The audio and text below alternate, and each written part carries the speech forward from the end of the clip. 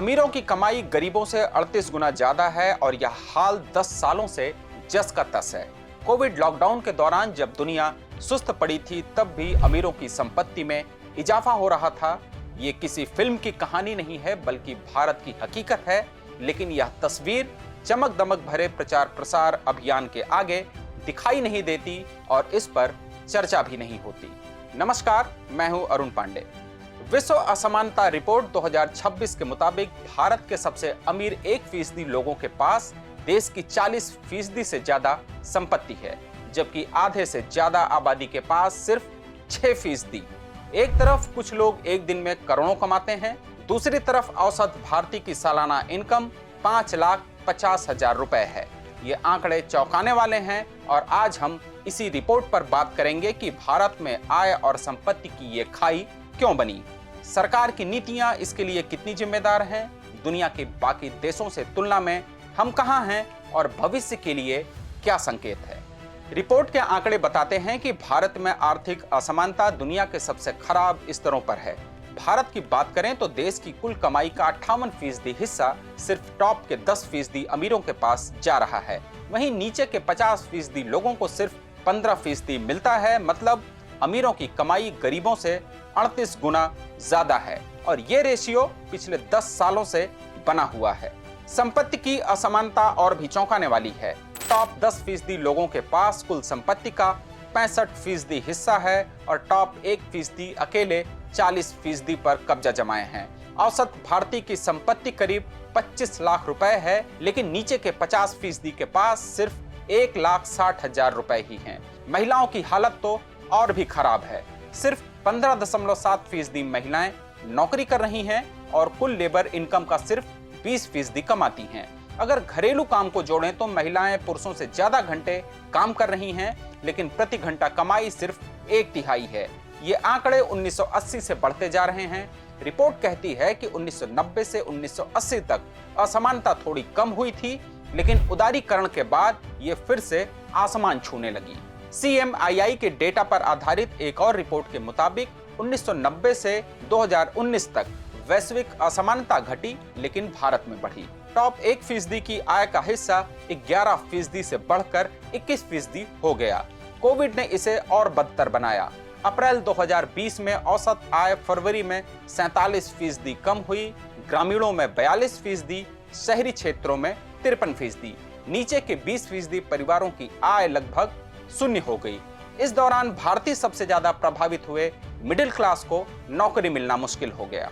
जनवरी 2021 में विश्व आर्थिक मंच के दावोस सम्मेलन के दौरान ऑक्सफैम ने भारत पर एक खास रिपोर्ट जारी की थी, जिसका नाम था द इनइक्वालिटी वायरस, यानी असमानता का वायरस।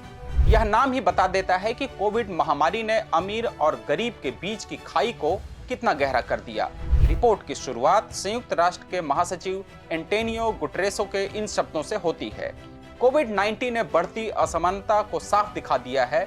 यह मिथक टूट गया कि हम सब एक ही नाव में सवार हैं, हम सब एक ही समुद्र में हैं, लेकिन कुछ लोग लग्जरी यॉट पर हैं तो बाकी लोग बहते हुए मलबे से चिपके हुए हैं। यह रिपोर्ट बताती है कि महामारी ने असमानता को कैसे और बढ़ाया। अब सवाल यह है कि यह असमानता क्यों हुई।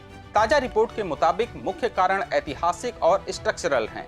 ब्रिटिश राज में शुरू हुई खाई आज भी बनी हुई है, जहां संपत्ति और मौके कुछ हाथों में सिमट गए। 1991 की आर्थिक उदारीकरण ने विकास तो किया, लेकिन फायदे अमीरों तक पहुंचे। रिपोर्ट कहती है कि ग्लोबल फाइनेंशियल सिस्टम भी इसके लिए जिम्मेदार है।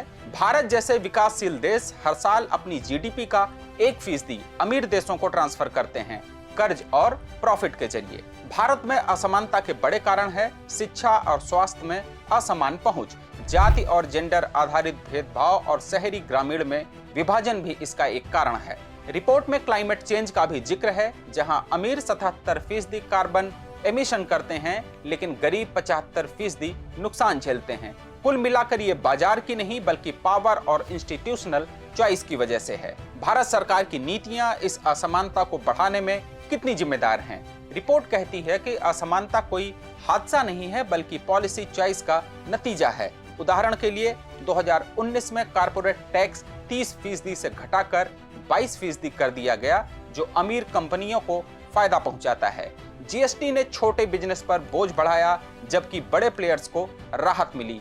नोटबंदी ने कैश बेस्ड इकोनॉमी वाले गरीबों को ज्यादा हिट किया। इस ताजी रिपोर्ट में टैक्स सिस्टम की आलोचना की गई है कि अमीरों पर टैक्स रेट गिरता जाता है, जबकि मिडिल क्लास ज्यादा पे कर रहा है। भारत में शिक्षा और स्वास्थ्य पर कम खर्च होता है। प्रति बच्चे का अगर आंकड़ा निकालें तो हर बच्चे पर 593 यूरो, जबकि यूरोप में यही 9000 यूरो खर्च किया जाता है। अगर प्रोग्रेसिव टैक्सेशन और सोशल इन्वेस्टमेंट बढ़ाए जाते हैं तो खाई कम हो सकती थी। डेक्कन हेराल्ड जैसी वेबसाइट्स कहती हैं कि सरकार की नीतियां कैपिटल को फेवर करती हैं, लेबर को नहीं, जिससे टॉप 1% की वेल्थ 41% बढ़ी, जबकि बॉटम के 50% की नहीं बढ़ी। दुनिया के बाकी देशों से तुलना करें तो आर्थिक असमानता के मामले में भारत टॉप पर है। पड़ोसी देश चीन की बड़ी आबादी अब दुनिया भर के मध्य आय वाले 40% लोगों में शामिल हो चुकी है। चीन की आबादी का एक बढ़ता हुआ हिस्सा अपर मिडिल ग्रुप में भी शामिल हो गया है। आसान शब्दों में कहें तो चीन की आम जनता की आर्थिक हालत पिछले 40-45 सालों में काफी ऊपर उठी है, लेकिन भारत की स्थिति इसके उलट है। कुल मिलाकर भारत लैटिन अमेरिकी और अफ्रीका जैसे उभरते देशों की कैटेगरी में है, जहां आर्थिक असमानता चरम पर है। तो भविष्य के लिए इस रिपोर्ट में क्या संकेत हैं? रिपोर्ट चेतावनी देती है कि अगर नीतियां नहीं बदली गईं तो खाई और चौड़ी होगी। इससे सोशल अनरेस्ट बढ़ेगा, डेमोक्रेसी कमजोर होगी और क्लाइमेट क्राइसिस में गरीब सबसे ज्यादा मार झेलेंगे। लेकिन उम्मीद है कि अगर वेल्थ टैक्स लगाया जाए, जैसा कि इस रिपोर्ट में 2 से 3% का सुझाव है, और शिक्षा और स्वास्थ्य में निवेश बढ़ाया जाए तो असमानता कम हो सकती है। विश्व असमानता की ये नई रिपोर्ट हमें बताती है कि असमानता कोई किस्मत नहीं है, बल्कि चॉइस है। भारत जैसे देश में बदलाव की जरूरत है।